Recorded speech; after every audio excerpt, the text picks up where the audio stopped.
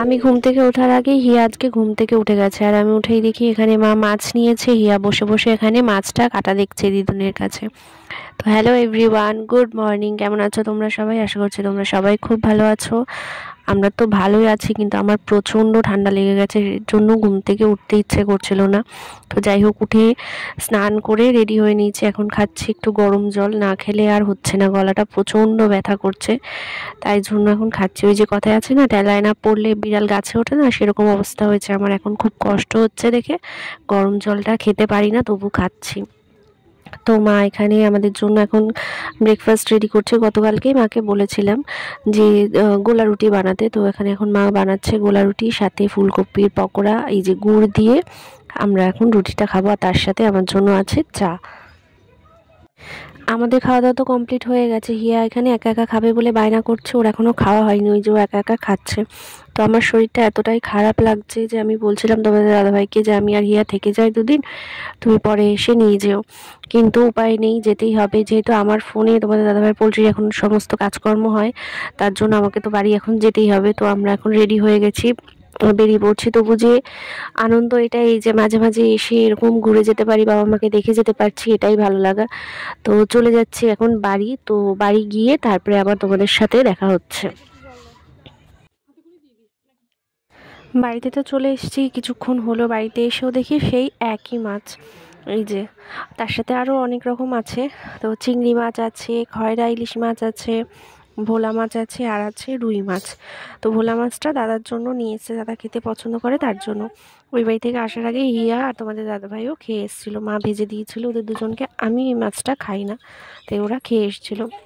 তো এখানে মা সমস্ত রান্নার সব কিছু জোগাড় করে নিয়েছে। তো আমি এখানে মাছটা এখন ভেজে দিচ্ছি। আর এদিকে দেখো, বাইরে দেখি ছোটদা এখানে মাঠের থেকে এই পাখিটাকে ধরে নিয়ে এসছে। আসলে পাখিটা সুস্থ নয়, পাখিটার কিছু একটা তো হয়েছে, সেটা আমরা জানি না। আসলে সুস্থ থাকলে পাখিটাকে ধরাটা মোটেও সহজ ছিল না। আসলে ওই যে মাঠে যে চাষ করে ওরা, ওখানে জমি পরিষ্কার করে মনে হয় কিছু বীজ তেল টেল দিয়েছিল, সেখান থেকে মনে হয় পাখিটা কিছু খেয়ে নিয়েছে, তার জন্যই এরকম অসুস্থ হয়ে গেছে।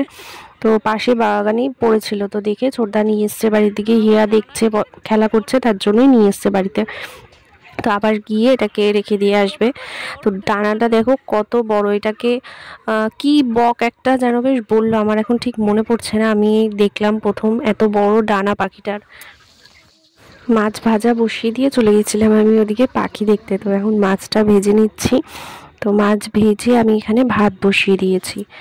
তো পরে মা আবার বললো, এখানে আমাদের পাশেই, ঘরের পাশেই ধনেপাতা হয়েছে, তো সেখান থেকে ধনেপাতা তুলে নিয়ে আসতে। আসলে আমার একদম ধনেপাতা ভালো লাগে না, আমি আর আমাদের ছোটদা একদম তরকারিতে ধনেপাতা দিলে পছন্দই করি না। আমাদের মনে হয় ধনেপাতা দিলে তরকারির টেস্টটাই নষ্ট হয়ে যায়, তাই আমার আর ছোটদার জন্য আলাদা করে তরকারি তুলে রাখা হয়।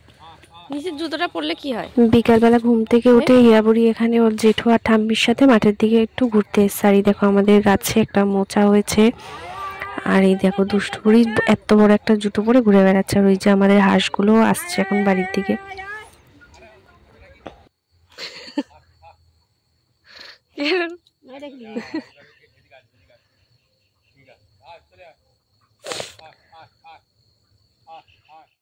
দুপুরবেলায় আমরা যখন ঘুমাচ্ছিলাম, তোমাদের দাদাভাই চিকেন কেটে ফ্রিজে রেখে দিয়েছিল। বিকালে ওঠার পরে আমাকে বললো যে চিকেন কেটে রেখেছি, তাহলে একটু বানাও।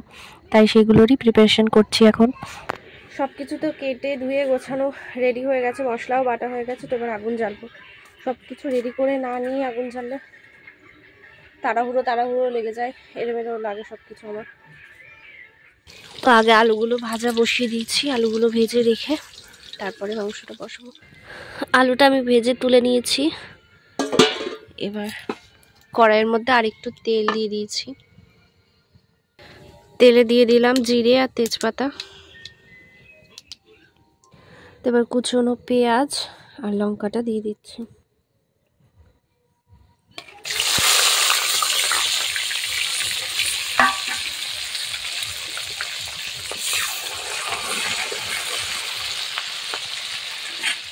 পেঁয়াজ লঙ্কাটা একটু ভাজা হয়েছে পরে আমি এখানে বেটে রাখা মশলাগুলোও দিয়ে দিলাম।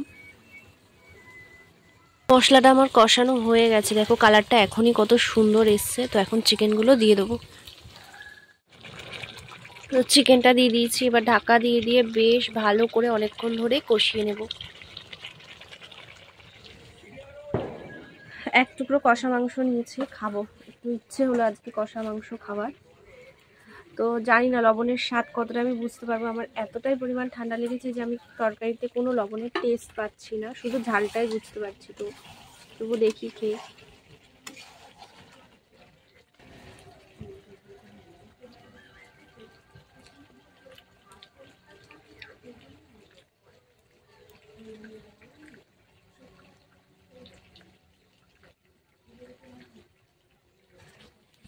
এদিকে আবার গুড় জাল করতে বসিয়েছি,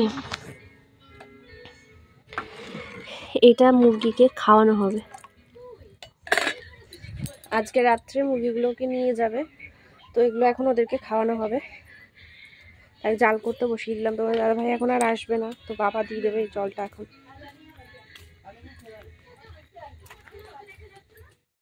চিকেন রান্না প্রায় কমপ্লিট।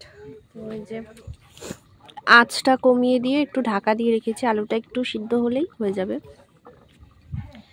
তারপরে গরম মশলা দিয়ে নামিয়ে নেব, তারপরে ভাত বসাবো। তোমার দাদা ভাই আজ তাড়াতাড়ি চলে আসবে, যেহেতু মুরগিগুলো নিতে আসবে রাত্রে। তোর এখানে ওই হ্যাঁ দেখি হাতে কি,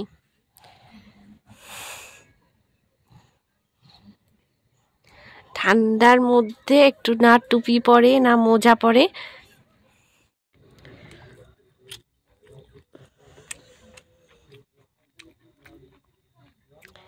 কেমন হয়েছে?